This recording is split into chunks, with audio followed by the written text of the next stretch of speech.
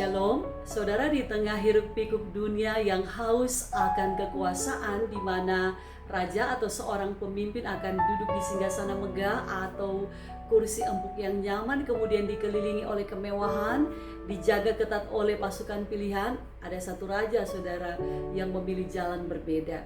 Dia berjalan memikul salib, langkahnya berat, bahunya luka, tetapi hatinya, saudara, penuh dengan kasih. Di tempat yang bernama Golgota, bukan, saudara, kemegahan yang kita lihat, tapi salib, dan di sanalah tahtanya ditegakkan. Inilah, saudara, raja kita, Yesus Kristus. Ia tidak memerintah dengan pedang, tapi dengan kasih. Ia tidak memerintah dari istana, tapi dari kayu salib. Dan di atas salib itulah ia dimuliakan, bukan oleh sorak kemenangan dunia, tetapi, saudara, oleh kesempurnaan kasih dan ketaatannya kepada Bapa. Hari ini kita diajak menunduk, merenung, dan bertanya dalam hati, apakah aku benar-benar mengenal Raja yang bertahta dari salib ini? Dan lebih dari itu, saudara, apakah aku bersedia mengikut Dia, hidup dalam kasih, dalam pengorbanan, dalam ketaatan seperti Kristus yang taat pada Bapa? Mari, saudara, kita renungkan bersama melalui kebenaran yang akan membawa kita lebih dekat kepada salib, tempat kemuliaan sejati yang dinyatakan. Saudara, jujurlah pada diri kita sendiri, apa yang sedang kita kejar di dalam hidup ini. Apakah kita sedang menumpuk pencapaian demi terlihat berarti? Apakah kita sedang mengejar kenyamanan demi merasa aman, atau sekedar bertahan agar tidak tenggelam? Apakah kita sedang sibuk memperindah hidup di luar, tetapi, saudara, mengabaikan kerinduan yang ada di dalam hati kita? Saudara, kita mengejar harta tapi hati kita kosong. Kita mengejar pujian tetapi jiwa kita rapuh. Kita mengejar kekuasaan tapi relasi justru menjadi runtuh. Lalu, saudara, ketika semua yang kita kejar akhirnya tidak kita dapatkan, masihkah kita merasa utuh, atau justru di tengah pencapaian kita makin merasa sendiri? Saudara, jangan-jangan yang kita cari sesungguhnya bukan benda, bukan pangkat, bukan ketenaran. Yang kita cari mungkin adalah kasih sejati yang hadir bahkan saat kita menderita, kasih yang dapat melihat kita ketika dunia tidak peduli. Saudara, kasih seperti yang ditunjukkan Kristus di atas kayu salib.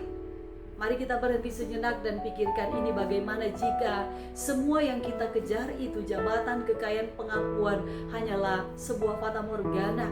Bagaimana jika justru Tuhan menyebut seseorang mulia bukan saat ia berdiri di atas, tetapi saat ia bersedia turun ke bawah? Bagaimana jika kemenangan sejati tidak datang dari sorak-sorai manusia, tapi dari luka yang kita tanggung demi kasih kita kepada Tuhan yang kita imani? Inilah, saudara, yang dunia sulit terima. Bila sang raja yang sejati tidak mengenakan mahkota emas, tetapi mahkota duri. Ia tidak duduk di singgasana megah, saudara, tetapi ia tergantung di kayu salib. Salib yang dianggap kehinaan oleh manusia justru adalah tahta kemuliaannya.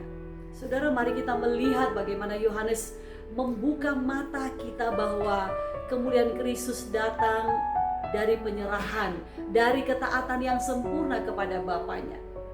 Pada peristiwa penyaliban Yesus, kita melihat, saudara, sebuah paradoks besar, bahwa kemuliaan Tuhan justru dinyatakan melalui penderitaan dan kehinaannya di atas kayu salib. Pilatus yang awalnya tidak menemukan kesalahan pada Yesus, akhirnya, saudara, dia menyerah pada desakan massa dan menyerahkannya untuk disalibkan. Saudara, Pilatus bukan hanya menyerahkan Yesus kepada para tentaranya, tetapi juga kepada kehendak Allah yang telah menetapkan rencana keselamatan ini. Di atas kayu salib, Pilatus memerintahkan untuk menuliskan sebuah papan yang bertuliskan Yesus orang Nazaret, Raja orang Yahudi. Tetapi, saudara, bukan raja seperti yang dibayangkan banyak orang. Dia adalah raja di atas segala raja. Para pemuka agama Yahudi tidak senang, saudara, dengan tulisan itu dan meminta Pilatus untuk mengubahnya menjadi, ia berkata, aku adalah Raja Yahudi. Namun, saudara, Pilatus menolak dan berkata, apa yang kutulis tetap tertulis. tanpa disadari Paulus sedang menggenapi kebenaran bahwa Yesus memang adalah Raja sejati. Saudara, perhatikanlah di dunia ini ketika seseorang penguasa dilantik, mereka terlihat dengan kemegahannya, bukan? Mereka diarak dan diiringi oleh sorak-sorai. Lihat bagaimana para pemimpin akan disambut ketika mereka dilantik menjadi kepala. Yesus justru berjalan menuju tahtanya dengan memikul salibnya sendiri.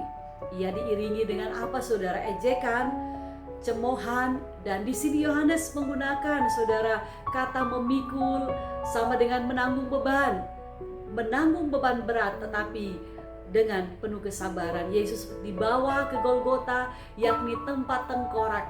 Ini, saudara, adalah tempat hukuman bagi orang berdosa, tetapi di sanalah Yesus yang tidak berdosa menjadi dosa bagi manusia. Tidak berhenti di situ, Yesus disalibkan di antara dua penjahat. Oh, saudara, seakan-akan dia adalah orang yang paling berdosa di antara mereka. Ketika Yesus tergantung di atas kayu salib, kita juga menyaksikan para prajurit mengambil pakaiannya dan membagi-baginya menjadi 4 bagian, satu untuk masing-masing prajurit. Saudara, dalam budaya Yahudi, pakaian seseorang melambangkan identitas dan kehormatannya. Namun, saudara, jubahnya tidak mereka potong, melainkan mereka membuang undi untuk menentukan siapa yang mendapatkannya. Orang-orang ini, saudara, memperlakukan Yesus dengan penghinaan, seolah-olah dia tidak berharga. Tetapi, saudara, bukankah semua yang Kristus alami adalah suatu penggenapan dari apa yang dinubuatkan berabad-abad sebelumnya? Mereka membagi-bagikan pakaian di antara mereka dan mereka membuang undi atas jubahku. Mazmur 22 ayat 18. Saudara, Yesus adalah Raja sejati yang memerintah bukan dari tahta duniawi sekali lagi, tetapi dari salib. Kemenangannya datang bukan lewat kekuasaan tetapi lewat pengorbanan. Salib bukan hanya simbol penderitaan tetapi juga tempat di mana kasih Allah dinyatakan dengan sempurna. Maka pertanyaannya bagi kita, apakah kita bersedia menerima Raja yang bertahta dari salib ini? Apakah kita siap mengikutinya dengan hidup dalam kasih, pengorbanan, dan ketaatan?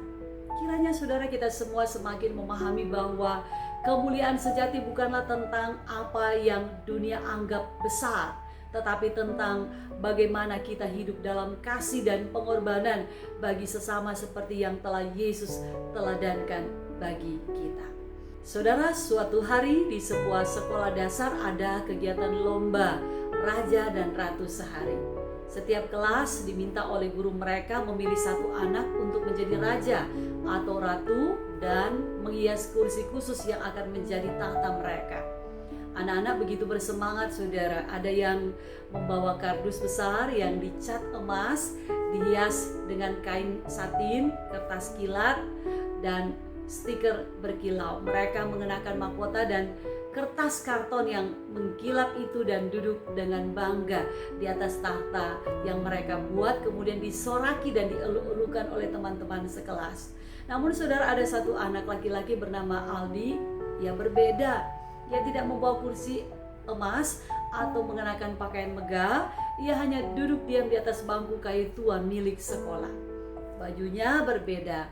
Ia mengenakan jubah lusuh dari kain goni dan membawa sebuah potongan kayu kecil, saudara, berbentuk salib yang dibuatnya sendiri dari ranting dan tali rafia. Saudara, teman-temannya menatap heran.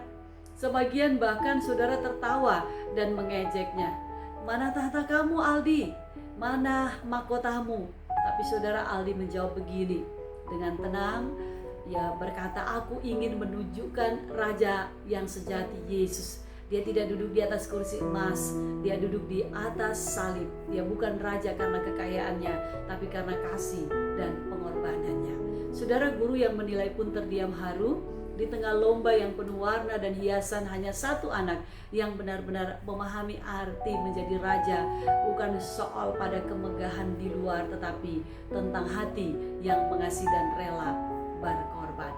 Bukankah itu juga, saudara, yang Yohanes ingin tunjukkan di dalam Injilnya ini? Bahwa Yesus adalah Raja, tetapi bukan Raja seperti dunia bayangkan. Ia tidak naik takhta saudara di tengah sorak-sorai dan pesta megah. Ia naik takhta dengan memikul salib.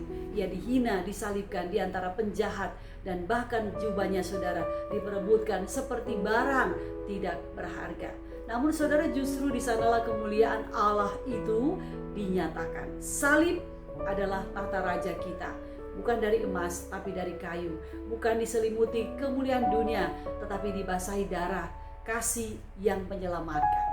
Saudara, pada bulan Mei tahun 2023 dunia menyaksikan peristiwa besar penobatan Raja Charles III di Inggris. Sebuah acara yang disebut-sebut sebagai simbol kejayaan dan warisan kerajaan Inggris. Penobatan ini bukan hanya sekedar upacara, tapi sebuah rangkaian acara yang sangat megah yang berlangsung selama beberapa hari.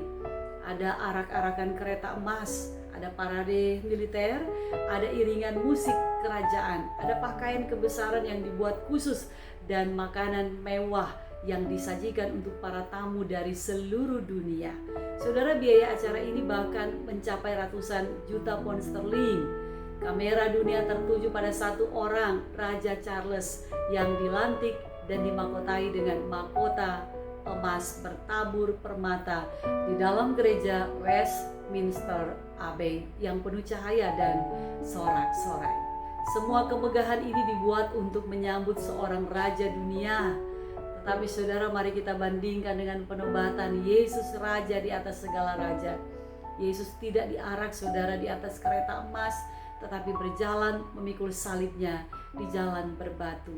Ia tidak memakai jubah kebesaran, tapi ditelanjangi dan dipermalukan. Ia tidak dinobatkan dengan mahkota emas, tapi dengan mahkota duri. Ia tidak duduk di singgasana megah, tetapi tergantung di kayu salib di antara para penjahat. Ia tidak disoraki, tetapi ia dihina dan diludahi. Dan seluruh upacara penobatannya tidak berlangsung di istana, tapi di Bukit Tengkorak, Bukit Golgota, tempat hukuman bagi penjahat. Saudara, di zaman ini kita semakin sering menyaksikan bagaimana kuasa disalahgunakan. Pemimpin yang memerintah di pemerintahan, komunitas, bahkan di dalam keluarga dan gereja, seringkali kita menggunakan kekuasaan bukan untuk melayani tetapi untuk menguasai. Kekuasaan dijadikan alat untuk memperkuat posisi, meraih keuntungan pribadi dan menjaga citra, bukan untuk mengangkat dan memperhatikan orang lain. Sementara itu saudara, kasih dan kepedulian dianggap kelemahan. Siapa yang lembut mudah dianggap lemah. Siapa yang peduli dianggap mudah dimanfaatkan. Akibatnya kita hidup di dalam dunia yang makin individualistik dan dingin. Banyak orang merasa sendirian saudara. Tidak ada yang benar-benar mau mendengar. Tidak ada yang melindungi. Tidak ada yang peduli. Lalu kita pun mulai bertanya di dalam hati, apakah masih ada pemimpin yang benar-benar peduli? Adakah kehadiran seorang yang akan menyembuhkan? Adakah kasih yang tetap hadir bahkan ketika penderitaan terasa begitu menekan? Saudara, jawaban atas pertanyaan-pertanyaan ini ternyata ada. Kita temukan jawabannya di bawah kaki salib. Bukan di atas tahta dunia, tetapi di atas tahta salib Kristus. Ketika Yohanes menyaksikan dengan apa yang ia lihat sendiri, sebuah adegan yang luar biasa. Adegan personal di mana di saat itu Yesus yang menderita di atas kayu salib, saat paku telah menembus tangan dan kakinya dan nafasnya mulai tersisa sedikit, Yesus tidak fokus pada diri sendiri. Ia justru memperhatikan orang lain. Ketika Yesus melihat ibunya dan murid yang dikasihnya berdiri di dekatnya, ia berkata kepada ibunya, "Ibu, inilah anakmu." Kemudian ia berkata kepada murid itu, "Inilah ibumu." Saudara, melihat adalah kata yang berarti memperhatikan dengan kasih dan memahami dengan hati. Di tengah rasa sakit yang luar biasa, Yesus melihat Maria ibunya yang hatinya hancur. Ia juga melihat Yohanes murid yang setia mendampinginya sampai akhir. Dan dengan nafas yang tersisa, Yesus membangun relasi baru. Maria menjadi ibu bagi Yohanes, saudara, dan Yohanes menjadi anak bagi Maria. Ini bukan sekedar saudara urusan Keluarga ini adalah wujud nyata dari kepemimpinan seorang raja yang sejati, kepemimpinan yang hadir untuk melindungi, mengasihi, dan menyatukan. Di salib Yesus menunjukkan bahwa tahtanya bukan tempat dominasi saudara, tapi tempat perlindungan. Salib bukan simbol kelemahan, tapi bukti kasih yang menyatukan umatnya di dalam satu keluarga rohani. Dalam penderitaan, Yesus membentuk persekutuan kasih yang baru, yakni gereja. Dari atas salib, Yesus bukan hanya menanggung dosa dunia, tetapi juga Dia membentuk satu komunitas baru, sebuah keluarga rohani yang tidak didasarkan pada darah dan daging, tetapi pada kasih, sekali lagi, yang mengalir dari pengorbanannya. Yesus sedang menetapkan dasar dari gereja, satu komunitas orang percaya yang saling mengasihi, saling memelihara, dan saling menanggung beban. Saudara, gereja bukan sekedar bangunan atau lembaga. Gereja adalah tubuh Kristus yang lahir dari kasih, yang terluka tetapi yang terus bertumbuh dari penderitaan dan hidup oleh Roh yang membangkitkan.